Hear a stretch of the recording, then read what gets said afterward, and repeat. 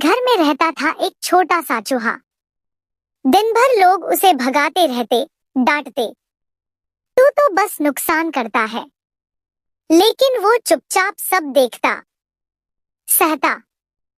एक रात घर में सांप घुस आया। सब गहरी नींद में थे, किसी को कुछ पता नहीं चला। तभी चूहे ने सांप की फुफकार सुनी।